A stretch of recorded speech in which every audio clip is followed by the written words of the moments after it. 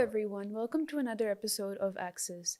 आज हम एक बहुत ही इंटरेस्टिंग टॉपिक पे बात करने लगे हैं, the nexus between technology and religion. So code and creed where we unravel the nexus of religion and technology with the context of Pakistan. And today we are hosting mister Faizan Fakhar, who holds an MPhil in strategic studies from NDU. So, with over 8 years of experience working in research and academia, his area of interests include religion and politics, tech and society, and security studies. Thank you so much, Fazan, for joining us. Thank you so much for having me. I'm really excited for today's Thank you. conversation. So, obviously, a lot of things are changing, right? At one point, we saw that people would, run the businesses of the world through the lens of religion. The medieval ages, the church was running the show. A lot of things were going on, and everyone would factor in what the religious, setups would have to say about it. फिर आप कहते हैं super structure economy है, फिर आप कहते हैं कि नहीं, शायद things are changing because of a technology driven world. It's important now to look at different elements through a tech perspective. तो यहाँ पे can you sort of expand upon what sort of relationship do you see with the context of Pakistan, of course, between religion and technology, and over the years what do you see it become? अगर religion की बात की जाए तो religion को हम कह सकते हैं कि it's a practice where you practice your faith in an organized manner, right? It's about your faith, your belief system, and the rituals and practices that you perform while believing in something bigger than you, right? Something supernatural, right? तो जो take आता है वो obviously जब से take की जो एक एडवांसमेंट या प्रोग्रेस स्टार्ट हुई है तब से ही उसकी यूटिलिटी कहीं ना कहीं हर एक स्फीयर ऑफ लाइफ में रही है, चाहे हमारी पॉलिटिकल लाइफ है, चाहे हमारी सोशल लाइफ है. और रिलीजन ऑब्वियसली ह्यूमैनिटी को ऑर्गेनाइज करने में सबसे बड़ा रोल अगर किसी ने हिस्ट्री में प्ले किया है तो वो रिलीजन ने किया. डेफिनेटली. और वो जिस तरह से हरारी भी अपने बुक में कहता है कि हालांकि इंसान भी एक एनिमल की तरह बिहेव करता है और एनिमल की तरह ही हमारी बायोलॉजिकल मेकअप है, लेकिन what makes us separate from the other creatures in the animal kingdom is our ability to create myths and our ability to create stories. Not only create stories but to believe in them collectively. तो जो भी दुनिया के अगर आप religions को उठा के देखें तो वहाँ पे आप देखेंगे कि it's a tool for massive human cooperation. इंसानों की जब भी कोऑपरेशन हुई है उसमें कोई ना कोई रिलीजियस बिलीफ का फरमा रहा है, उसके पीछे जो उसका रोल है वो रहा है. और इस कॉन्टेक्स्ट में अगर हम थोड़ा सा आगे जाएं तो कुछ फिलोसफर्स, कुछ थिंकर्स जो मॉडर्न टाइम्स के आपके जो पॉलिटिकल थॉट्स हैं उन्हें भी एक रिलीजन के तौर पे देखते हैं और एग्जामिन करते हैं. सही. जिस तरह से लिबरलिज्म है उसके कुछ कोर टेनेट्स हैं, जस्ट लाइक अ टिपिकल और traditional religion. Liberalism also has its own core belief systems और उसकी फिर प्रोपोगेशन होती है through different tools in the society. इसी तरह से कम्युनिज्म को देखें, कम्युनिज्म के जो फॉलोअर्स हैं, ardent followers, they act as if somebody from a traditional religious belief system, right? Exactly. तो स्कूल ऑफ थॉट्स जितने भी हैं, चाहे वो पॉलिटिकल साइड में हैं, चाहे वो जिसे हम टिपिकली रिलीजन कहते हैं उस साइड पे हैं, तो उसमें कहीं ना कहीं जो सबसे बेसिक चीज़ होती है वो होती है प्रोपोगेशन. मतलब कि जैसे हम बात कर रहे हैं कि रिलीजन जो है वो कॉपरेशन का एक टूल है, एक ह्यूमन लेवल या ह्यूमन सोसाइटी को इकट्ठा करने का एक टूल है. तो जाहिरी सी बात है आपकी कॉपरेशन तभी होगी जब ज़्यादा से ज़्यादा लोगों तक वो थॉट पहुँचेगी, या वो बिलीफ सिस्टम पहुँचेगा, या वो फिलॉसफी पहुँचेगी. तो टेक ने सबसे ज़्यादा जो रोल प्ले किया है वो उस थॉट को, उस बिलीफ को लोगों तक पहुँचाने में किया है. अगर हम इस्लाम की रूह से भी देखें तो इस्लाम में भी मिलता है कि तबलीग का जो कॉन्सेप्ट है या प्रीचिंग का जो कॉन्सेप्ट है वो बहुत ज़्यादा एक कोर प्रैक्टिस है रिलीजन की. तो तबलीग में जाहिर सी बात है बेसिक मतलब यही है कि you have to convey the word of God to other people, जो कि ज़ाहिर आपको क्रिश्चियन मिशनरीज में भी मिलता है और बाकी जो रिलीजियस वो हैं स्कूल ऑफ थॉट्स हैं अराउंड द ग्लोब उनमें भी आपको मिलता है. तो अगर ये मिशन है कि ये एक ऑब्जेक्टिव है कि आपने लोगों तक अपनी बात पहुंचानी है या अपनी फिलॉसफी पहुंचानी है, तो टेक ऑब्वियसली उसमें एक बहुत बड़ा रोल प्ले करता है. So very interesting point on that कि often technologists like to argue that technology would not have existed if there was no faith or concept of religion, because it started from the philosophical depths of understanding what is the transience, what is that oneness that you go through. कोई भी आप मतलब Greek उसकी philosopher की भी किताब उठा लें, कुछ भी कर लें, तो in search of understanding the universe, that's how technology stands where it is today. तो आई थिंक एक बहुत इंटरेस्टिंग लिंकेज है from the very beginning of time when we look into the element of religion and technology. And so we talked about, dispersing information. In an information landscape, you're not just getting what you want, you're also being fed what they want. And ऐसी बहुत सी case studies हैं हमारे पास. So how do you think that is going to influence the people, the society in terms of, कुछ बहुत extremist values भी होती हैं that are not necessarily useful for society. Of course, religious values कुछ तो ऐसी हैं जो कि across all religions we understand peace, but not all people propagating the religion may actually be, talking about those particular values. So how do you see that? Is there a possible way of using the technology to leverage in countering this? Because we're also seeing a huge, sort of disinformation going on. Case studies include, TLP को भी आप उठा के देख सकते हैं, उसमें आप BJP in India देख सकते हैं, how they're using the sort of disinformation for electoral advantages. So उस side पे थोड़ा सा could you guide us on what do you see, in terms of Pakistan? जी, आई थिंक अगर हम काउंटर मेजर्स की बात करते हैं तो उससे पहले हमें थोड़ा सा समझना पड़ेगा कि जितने भी आपने एग्जांपल्स यूज़ किए हैं या कोट किए हैं, इनका यूज़ ऑफ टेक्नोलॉजी है क्या, वो टेक्नोलॉजी को किस तरह से इंटीग्रेट कर रहे हैं अपने सही. ऑब्जेक्टिव्स में. तो I think very well put. Obviously technology is just a tool. उसको आप किसी भी तरह से यूज़ कर सकते हैं. Totally depends on the way you use it. आप Absolutely. चाहे उसको किसी पॉजिटिव वे में यूज़ करें, चाहे किसी नेगेटिव वे में यूज़ करें, वो आपकी मर्ज़ी है, वो यूज़र के ऊपर डिपेंड करता है. टेक्नोलॉजी की जब हम बात करते हैं तो रिसेंट डेकेड्स में जो सबसे बड़ा बूम आया है वो आया है आईटी की फील्ड में, इंफॉर्मेशन टेक्नोलॉजी. और क्योंकि हमने पहले भी जिक्र किया कि इंफॉर्मेशन ही एक ऐसी चीज़ है सही. कि जो टेक्नोलॉजी को आज के दौर में इतना ज़्यादा इम्पोर्टेंट बनाती है. पहले it was about controlling the information. Now it's about putting the right kind of spin on the information. आप information को control नहीं कर सकते. सही. That has been proven time and time again, especially after the onset of internet. आप information के ऊपर barricades और blockades नहीं लगा सकते, जो कि पहले कहीं ना कहीं किया जा रहा था. अब उससे होता ये है कि सोसाइटी में ज़ाहिर सी बात है, जब आप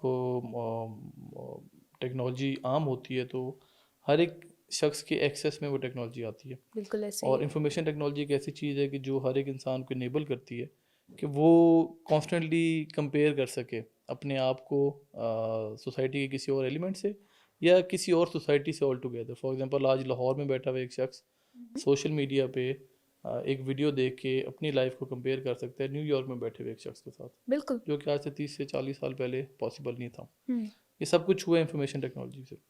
और everything under the sun related to social media comes under information technology, right. अब हुआ ये है कि हमारे जैसी डेवलपिंग कंट्रीज़ जो हैं, स्पेशली साउथ एशिया एक ऐसा पार्ट ऑफ द वर्ल्ड है कि जहाँ पे 1/4 गालबन आबादी जो है वो इस छोटे से रीजन में रिजाइड करती है. 2 से 3 बिलियन लोग यहाँ पे रहते हैं. और उसमें अगर आप चाइना को ऐड कर लें तो फिर तो उसकी पॉपुलेशन और ज़्यादा बढ़ जाती है. और ये सारी पॉपुलेशन रिजाइड करती है बहुत क्लोज क्वार्टर्स में. मतलब अगर आप पाकिस्तान का मैप उठा के देखें, आप बांग्लादेश का मैप उठा के देखें, इवन इंडिया का मैप उठा के देखें, तो आपको अंदाज़ा होगा कि कितना जो पॉपुलेशन डिस्पर्स है वो कितना कम है, कितने वास्ट एरिया पे कितने स्मॉल एरिया पे कितनी वास्ट पॉपुलेशन डिस्पर्स्ड है. विच मीन्स कि यहाँ पे चैलेंजेस और तरह के हैं. यहाँ पे जो इश्यूज हैं वो डेवलपिंग कंट्री से ज़रा डिफरेंट तरह के. यहाँ पे लोगों की जो प्रॉब्लम्स हैं वो भी ज़ाहिर है डिफरेंट नेचर की हैं. इस सब में एक्सट्रीमिज़म जो है जिसकी भी आप बात करी थी, वो ज़ाहिर है टाइम एंड अगेन काफ़ी ज़्यादा उभरता हुआ नज़र आता है. बिल्कुल ऐसे ही. क्वाइट रिसेंटली बीजेपी का जो organised use of social media है उसने बहुत ज़्यादा इश्यूज क्रिएट किए हैं और Hmm. उसकी वजह से हम देखते हैं कि एक राइज हुआ है एक्सट्रीमिज्म में इन इंडिया और similar cases have also been recorded in Pakistan as well. अब हो Exactly. क्या रहा है कि वही नैरेटिव्स, चाहे उनकी बेस एक आइडियोलॉजिकल हो, पॉलिटिकल हो या रिलीजियस हो, Hmm. उन नैरेटिव्स की ऑडियंस अगर पहले 10 लोगों पे मुश्तमिल थी तो आज उसकी ऑडियंस जो है वो 100 लोगों पे चली गई है। Hmm. तो वो एम्पलीफिकेशन हो गई है उस बिल्कुल. पूरे फिनोमेना को। अगर आप एनालाइज करें तो आपको नज़र आएगा कि ऑडियंस की जो परसेप्शन है उसे इन्फ्लुएंस करने की एबिलिटी बढ़ा दी है सोशल मीडिया ने। ऐसे ही है. आप जितना ज़्यादा रेडिली इंफॉर्मेशन सोशल मीडिया पे डाल सकते हैं उतना ही ज़्यादा आप इन्फ्लुएंस कर सकते हैं लोगों के व्यूज़ को, उनके ओपिनियंस को। तो अभी रिसेंटली अभी बहुत उसमें अपना करीब है इलेक्शंस इंडिया में भी, और कुछ तो वहाँ पे पोल्स हो भी चुके हैं कि जिनमें हमने देखा कि रिजल्ट दोबारा से बीजेपी के फेवर में आया। उसमें ज़ाहिर है सोशल मीडिया का एक बहुत बड़ा रोल है। और सोशल मीडिया पे हो क्या रहा है, सोशल मीडिया पे हो ये रहा है कि सिर्फ आपके ये जो मेन स्ट्रीम प्लेटफॉर्म्स हैं, फेसबुक, ट्विटर, इंस्टाग्राम, यूट्यूब, सिर्फ ये नहीं Hmm. बल्कि व्हाट्सएप पे भी आपको बैठे बिठाए अचानक एक ग्रुप में ऐड कर दिया जाएगा ऐसे ही है. जिसको आप जानते नहीं है। किसी एक ऐसे शख्स ने ऐड कर दिया जो आपके कॉन्टैक्ट लिस्ट में नहीं है, Hmm. और उस ग्रुप में कॉन्स्टेंटली जो है वो आपकी फीड में बहुत ही नेगेटिव किस्म की Information bombardment है. बम्बार्डमेंट भी है और एक बड़े एक ख़ास किस्म के सेट एजेंडा के ऊपर बेस्ड है वो। Hmm. मतलब लेट्स से एंटी माइनॉरिटी कोई प्रोपोगेंडा आ रहा होगा जो एक बड़ा मशहूर हुआ था वहाँ पे कि जनाब मुसलमान अपनी आबादी बहुत ज़्यादा बढ़ाते जा रहे हैं, they are secretly planning to love somehow jihad take भी ओवर। था एक. लव जिहाद भी था, उससे पहले एक Hmm. और एक बड़ी एक रिडिकुलस किस्म की थ्योरी ये थी कि Muslims of India are secretly planning to invade और dominate India by increasing their population. वाह. और वो सीक्रेटली जो है ना सब कुछ करो, और ये व्हाट्सएप ग्रुप्स में बड़ा अपना बड़े ज़ोरों से इसकी प्रमोशन होती थी और there were many people who actually believe that. और इस तरह की बहुत सारी रिडिकुलस थ्योरीज जो है वो कॉन्स्टेंटली सर्कुलेट करती रहती है। अभी Hmm. रिसेंटली वहाँ पे अभी बाबरी मस्जिद के बाद उन्होंने वहाँ पे राम मंदिर तो बना लिया। Hmm. अब उस टाइम पे भी सोशल मीडिया आहिस्ता आहिस्ता बढ़ रहा था जब ये बाबरी मस्जिद वाला हुआ, इतना ज़्यादा उसका होल्ड नहीं था क्योंकि इंटरनेट का भी उस तरह से बूम नहीं आया था। लेकिन जब जैसे ही इंटरनेट ने हिट किया तो साथ ही हमने देखा कि जितने भी फ्रिंज एलिमेंट्स थे वो मेन स्ट्रीम होने लगे क्योंकि सोशल बिल्कुल. मीडिया पे उनका नैरेटिव बड़ा बिकने लग गया। Hmm. तो अब मैं बाबरी मस्जिद की जो जिक्र कर रहा था उसी तरह का एक और केस है ज्ञान बाबी मॉस्क का। वहाँ पे भी इसी तरह से वो वहाँ की कोर्ट्स में चल रहे हैं और उसमें केस यही है कि जनाब यहाँ पे मंदिर होता था, मस्जिद बना दी गई। Hmm. अब उस पूरे थ्योरी को या उस पूरे केस को क्रेडिबल बनाने के लिए या पब्लिक को अपना उनके व्यूज़ को अपनी तरफ करने के लिए इसी तरह के जो पोस्ट हैं वो आपको सर्कुलेट करती हुई मिलेंगी फेसबुक पे, Hmm. इंस्टाग्राम पे, ट्विटर पे एंड इवन व्हाट्सएप पे, जो बिल्कुल आपकी एक पर्सनल चीज़ है व्हाट्सएप, बिल्कुल उस पर भी बिल्कुल. आपको कहीं से ऐड कर दिया जाता है। तो काउंटर मेजर्स क्या है? काउंटर मेजर्स ये हैं कि ऑब्वियसली फैक्ट चेकिंग की जा सकती है स्टेट की तरफ से भी और प्राइवेट इंडिविजुअल्स की तरफ से भी। दूसरा काउंटर मेजर ये हो सकता है कि इंफॉर्मेशन को रेगुलेट करने की ज़रूरत है। ऑब्वियसली जितने भी प्लेटफॉर्म्स हैं इन सब की अपनी गाइडलाइंस होती हैं और वो गाइडलाइंस हेट स्पीच को, नेगेटिव जो कंटेंट है उसको रेगुलेट करती हैं। लेकिन प्रॉब्लम ये है कि दुनिया में बहुत सारी लैंग्वेजेस हैं, राइट? एग्जैक्टली. तो कितनों को. ये गाइडलाइंस, ये जो कम्युनिटी गाइडलाइंस हैं, ये उनके जो एल्गोरिदम्स हैं वो सिर्फ और सिर्फ कुछ ही लैंग्वेजेस इनके ऊपर ट्रेन है। जी. वो हर एक लैंग्वेज पे तो ट्रेन नहीं है। हम्म. अगर कोई लोकल लैंग्वेज है इंडिया की या कोई लोकल लैंग्वेज है पाकिस्तान की, उस लोकल लैंग्वेज में अगर कुछ पोस्ट किया जा रहा है तो हो सकता है कि एल्गोरिदम्स की नज़र से वो ना वो गुजरे, तो स्क्रीन एल्गोरिदम हो उसको पिक जाएगा. ना कर सके, राइट? और यही प्रॉब्लम जो है वो इसको इस तरह से भी नेविगेट किया जाता है कि जो स्पेलिंग्स होते हैं उनको ज़ाहिर है ऊपर नीचे कर दिया जाता है। बिल्कुल. जहाँ पे अगर let's say if somebody is calling for an assault और मर्डर ऑफ अ कम्युनिटी और ऑफ अ पर्सन, स्टेरिक्स यूज कर तो लेते वो स्टेरिक्स हैं. यूज़ कर लेंगे या फिर कुछ इस हम्म. तरह का वो स्पेलिंग डिफरेंट कर लेंगे कि जिससे एल्गोरिदम में वो चीज़ ना आए। बिल्कुल. तो इतना ज़्यादा हम होप नहीं कर सकते हम्म. कम्युनिटी गाइडलाइन से भी या एल्गोरिदम से भी कि प्लेटफॉर्म्स जो हैं वो आसानी से रेगुलेट कर इस लेंगे। रेगुलेशंस पॉइंट पे मैं एक चीज़ कहना चाहूँगी कि ये तो हम बहुत उम्मीद लगाते हैं कि शायद रेगुलेटरी बॉडीज़ या विद इन द कंपनी जो है उस चीज़ को देखेंगी, लेकिन एक और शिफ्ट भी तो हुआ है बीच में. We saw Elon Musk take over. क्या नैरेटिव ज़्यादा अलाउड थे ड्यूरिंग यूक्रेन वॉर, क्या नैरेटिव्स अभी अलाउड हैं during the onset of Israeli genocide on Palestine. और ये सब चीज़ें हम उनकी इस स्पेस में देख रहे हैं, whoever is controlling the information landscape. So it's very hard to say कि regulation would happen according to our will. Yeah. और इसमें फिर एक और बहुत बड़ी डिबेट आ जाती है of access of information as a right to people. Yep. So why and should the state be doing this? तो ये भी एक बहुत बड़ा concern है, especially for states that naturally or have been struggling with the concept of censorship or information freedom, in other words. So I mean, how would that work in the case of Pakistan? या नहीं, वो बिल्कुल बात ठीक है, क्योंकि मैं खुद भी अक्सर इस चीज़ पे सोचता हूँ कि अगर हम सेंसरशिप की बात करते हैं या रेगुलेशन की बात करते हैं कि एक सर्टेन कंटेंट को रेगुलेट करना चाहिए, वहाँ पे फिर इशू ये आता है कि किसका कंटेंट, मतलब how do you make sure कि कौन सी साइड को आपने जाने देना है, चलने देना है, और कौन सी साइड को आपने रैशनल क्या है सबके पीछे, रैशनल क्या होगा, या who is the deciding authority? क्या स्टेट डिसाइड करेगी कि what's right and what's wrong? जबकि बहुत रिसेंट पास्ट में हमने देखा है कि स्टेट की जो एबिलिटी है to even process information, control तो दूर की बात है, टू इवन प्रोसेस इंफॉर्मेशन, वो काफ़ी कम हो गई है। और अभी आई मीन अब लास्ट उसको जो बाइडेन से पिछले जो इलेक्शंस थे उसमें बहुत बड़ा स्कैंडल आया था अपना कैम्ब्रिज एनालिटिका वाला, और उस कैम्ब्रिज एनालिटिका में यही हुआ था कि जो वोटर्स थे उनके बिहेवियर को इन्फ्लुएंस किया गया और बाकायदा उनको इस तरह की फीड दिखाई गई कि जिससे उनको प्रो ट्रम्प किया गया, या फिर जो भी एजेंडा, ये जो भी नैरेटिव जिसके ऊपर लेकर आना चाहते थे उस पर लेकर जाया गया।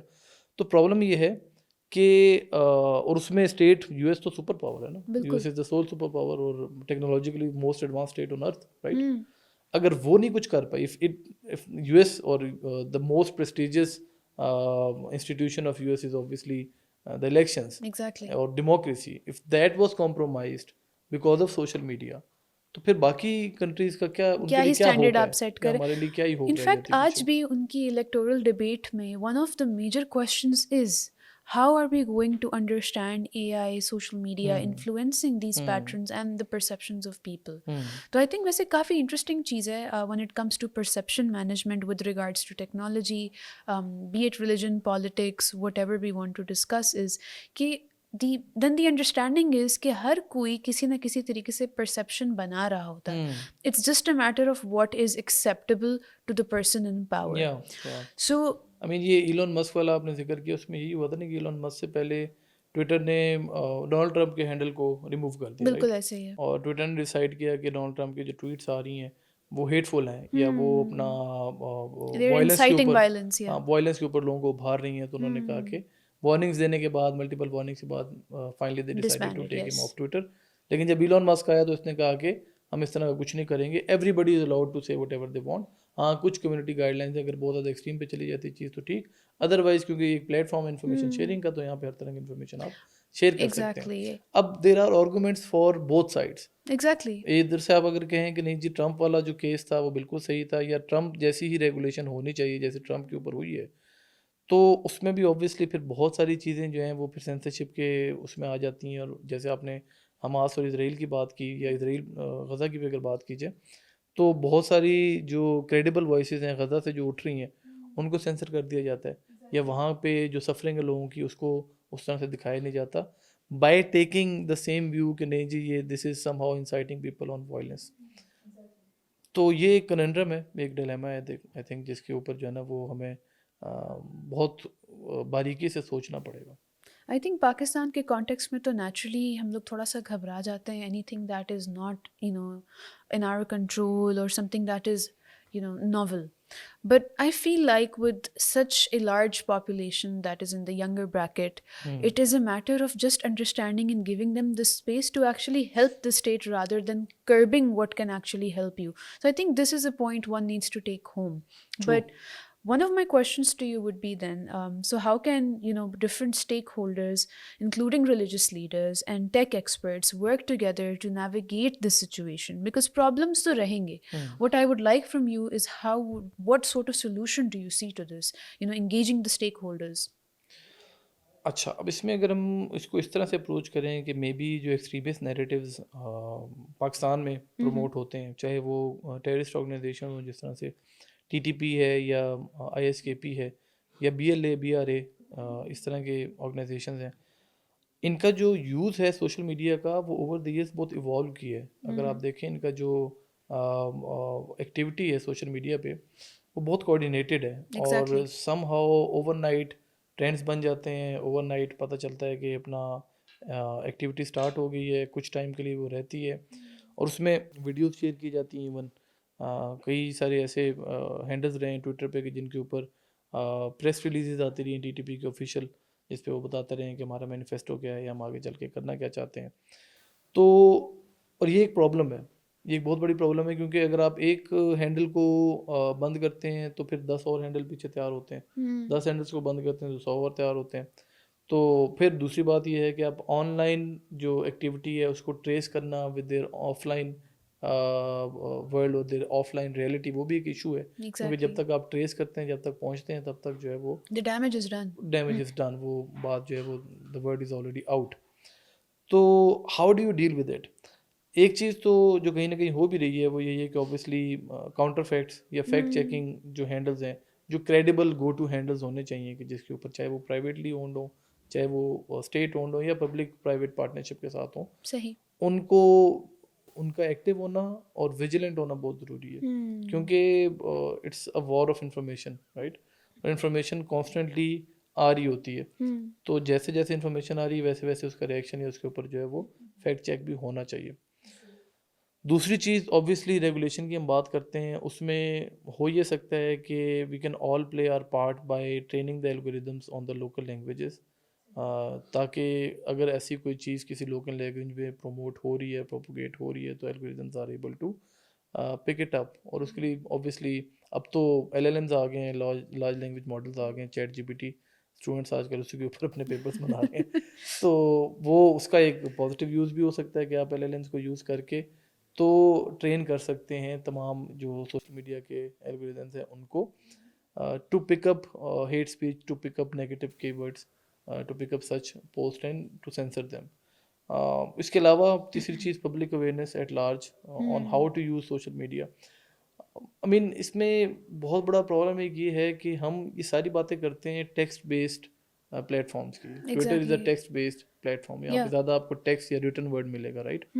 इसी तरह से फेसबुक के ऊपर भी अक्सर जो पोस्ट होती हैं उनके ऊपर आपको टेक्स्ट मिलता है, उसके कैप्शन को आप पढ़ के समझ सकते हैं कि व्हाट द पोस्ट इज इधर सेइंग। तो लिटरेसी और डिजिटल लिटरेसी दोनों ही एक प्रॉब्लम है फिर। एग्जैक्टली, तो हमारे यहाँ प्रॉब्लम ये है कि हमारे ज़्यादातर पॉपुलेशन रिसाइड करती है रूरल सेटिंग्स में, और रूरल सेटिंग्स में लिटरेसी रेट आपके सामने अगर आप ब्रेक डाउन करने लगें तो हमारे यहाँ तो मतलब वो 50% या 46% जो कहते हैं वो इंक्लूड करते हैं उन लोगों को जो सिर्फ साइन कर सकते हैं, इतना नाम या इतना एग्जैक्टली। नाम पढ़ सकते हैं, दैट्स इट। क्यों ऐसा है कि आज टिकटॉक पे ऑडियंस ज़्यादा है? क्यों ऐसा है कि पाकिस्तान या बाकी तमाम डेवलपिंग कंट्रीज़ में जो टिकटॉक की व्यूअरशिप है, इट हैज़ स्काई रॉकेटेड और उसने exactly. It has dominated all the other platforms, it has obliterated all the other platforms. Although हम आज भी टिकटॉकर्स का मजाक उड़ाते हैं, क्रिंज कहते हैं कि जनाब ये तो बिल्कुल ही टिकटॉकर्स पता नहीं कौन सी दुनिया लेकिन से हैं, उधर से लेकिन परसेप्शन मैनेज हो रही है। Exactly the fact of the matter is कि जितने व्यूअर्स या जितने आपके फॉलोअर्स फेसबुक, यूट्यूब पे या ट्विटर पे कंबाइंड है, उससे कई ज़्यादा आपको टिकटॉक पे मिल जाते हैं। और ऐसे उसके ही है। एल्गोरिदम्स इस तरह से डिज़ाइंड है कि वहाँ पे आप एक पोस्ट करते हैं तो आपको इन सब की तरह वहाँ पे प्रमोशंस लगाने की ज़रूरत नहीं होती, वहाँ पे आपको मैनेज करने की ज़रूरत नहीं होती। Once it get picked up तो वो ऐसे जाता है कि आप को पता ही नहीं चलेगा कि ये पोस्ट किस तरह से इतनी वायरल हुई है। ऐसे ही है। क्यों? वजह ये है कि वो एक विजुअल मीडियम है, वहाँ पे आपको वीडियोस देखने को मिलती हैं। वीडियोस देखने के लिए आपका लिटरेट होना ज़रूरी नहीं है। ऐसे ही है। वीडियोस देखने के लिए आपका किसी अर्बन सेटिंग में होना या किसी एक अच्छे बैकग्राउंड के सामने खड़े होकर पिक्चर बनवाना या किसी फैंसी कैफ़े में जाके अपना कोई कॉफ़ी पी के उसकी पिक्चर लेना ज़रूरी नहीं है। ऐसे यू ही है। Just have to look at the videos and you just have to use their filters to make your own videos. उस पे फिर बहुत सारे फीचर्स हैं जिनको एक आम रूरल सेटिंग की जो एक हमारी फ्रस्ट्रेटेड या फिर फ्रस्ट्रेटेड भी एक मतलब एक वो आई think that would not be the right word, जो हमारे घर पे बैठे हुए बोर हो रहे हैं लोग, या जो फिर ऐसी ऑडियंस है कि जिनके पास करने के लिए और कुछ नहीं है, वो looking for other mediums of entertainment, उनके लिए टिकटॉक एक बहुत अच्छा प्लेटफॉर्म है। वो उसको कॉन्स्टेंटली यूज़ करते हैं, एक्टिवली यूज़ करते हैं। अब टिकटॉक के ऊपर इस तरह के तमाम जो वो हैं अपना ग्रुप्स हैं, चाहे वो टेररिस्ट ग्रुप्स हैं, चाहे एक्सट्रीमिस्ट ग्रुप्स हैं, चाहे रिलीजियसली मोटिवेटेड ग्रुप्स हैं, वो बड़े एक्टिव आपको मिलेंगे। उनका जो नैरेटिव है वो आपको बहुत ज़्यादा उस पे अपना एक्टिव मिलेगा टिकटॉक पे। उसकी वजह यही है क्योंकि they are trying to reach the grass root audience. और ग्रास रूट ऑडियंस वहाँ पे है। While we are still talking about the counter measures on Twitter, Instagram and Facebook, these groups are We're already taking doing. Over TikTok. और TikTok के ऊपर तो अभी counter measures हमने उस तरह से सोचना शुरू भी नहीं किया, क्योंकि हमारी नज़र में भी वो क्रिंज है, या वहाँ पे क्रिंज लोग जाके तो अपनी एक्टिविटीज़ करते हैं या उसको यूज़ करते हैं। आई थिंक इसमें एक बहुत इम्पॉर्टेंट केस ये है कि while we are constantly writing down and going through checks of whether the policy wording should be this or that, other people are already executing their thoughts in visuals. Yes. So I think that's also, the time factor Yeah. that comes into play in terms of creating this sort of environment. So I think over time what we'll understand is how Pakistan is going to integrate the religion and technology ki space mein ab kis tarah se we move forward. So I would like your conclusive remarks on the हाँ, subject. Conclude करते हुए I think सबसे बड़ी चीज़ तो हमें, जब भी हम बात करते हैं रिलीजन एंड टेक्नोलॉजी की, उसमें सबसे बड़ी चीज़ जो हमें अंडरस्टैंड करने की ज़रूरत है वो ये है कि रिलीजन जो पहले कन्फाइंड था छोटे स्मॉल स्पेसेस में, प्रेयर रूम्स में, श्राइन्स में, मॉस्क Exactly. में, आज वो आ गया डिजिटल स्पेस में। आज हर एक इंसान के पास बहुत सारे चॉइसेस हैं कि जिनसे वो जाके ऑनलाइन चीज़ों को समझ सकता है, अपने रिलीजन को समझ सकता है, अपने फेथ को समझ सकता है, शरिया को समझ सकता है, राइट। बहुत सारे ऐसे रिलेटेबल कंटेंट क्रिएटर्स हैं यूट्यूब के ऊपर कि which have taken over this traditional space, जिसे हम ट्रेडिशनली रिलीजन समझते थे कि गांव का एक जो मस्जिद के मौलवी साहब होंगे वही आएंगे तो आके हमें पता बताएंगे चलेगा। कि इस मसले का हल क्या है, या फिर आके हमारी जो है ना वो फातिहा पढ़वाएंगे, या फिर जो भी जितने भी हम जिसे रिलीजियस प्रैक्टिसेस कहते थे वो करेंगे। अब ऐसा नहीं है। अब ये है कि आप ऑनलाइन जाएं, इवन आपने फतवा भी लेना है तो आपके पास ऐसी वेबसाइट्स हैं कि जिस पर लाखों उलमा बैठे हुए हैं फ्रॉम अराउंड द ग्लोब। आप वहाँ पे जाके कुछ भी लिख सकते हैं, अपना प्रॉब्लम बता सकते हैं और आपको उसका solution according to your needs मिल जाएगा। ठीक है। तो ये चीज़ बताती है कि रिलीजन जो है वो कॉन्स्टेंटली इवॉल्व कर रहा है विद टेक्नोलॉजी और with the onset of information technology. What we need to do is कि एक तो ऑब्वियसली इस एवोल्यूशन को रोक नहीं सकते, इस एवोल्यूशन को हम नेगेटिवली व्यू नहीं कर सकते, इसके बहुत सारे पॉजिटिव साइड्स भी हैं। काउंटर मेजर्स की बात की जाए तो जिस तरह से हमने कहा पहले हमारी बात हुई कि ऑब्वियसली फैक्ट चेकिंग होना ज़रूरी है, विजिलेंस ज़रूरी है, पब्लिक अवेयरनेस ज़रूरी है। साथ ही साथ आई थिंक लिटरेसी भी बहुत ज़रूरी है। अगर लिटरेसी रेट बढ़ेगा तो उसी से ही जो डिसइंफॉर्मेशन है उसका जो ऑनसेट है उसको कहीं ना कहीं रोका जा सकता है या कर्ब किया जा सकता है। I think that should be the only takeaway for our conversation. Thank you so much, Fazan, Thank for you so much. joining us. It was lovely, understanding some of the basics, and hopefully we'll get to talk more about the subject. Inshallah, for sure. Thank you so much for having me. Thank you so much, everyone, for tuning in. See you again on another episode of Access.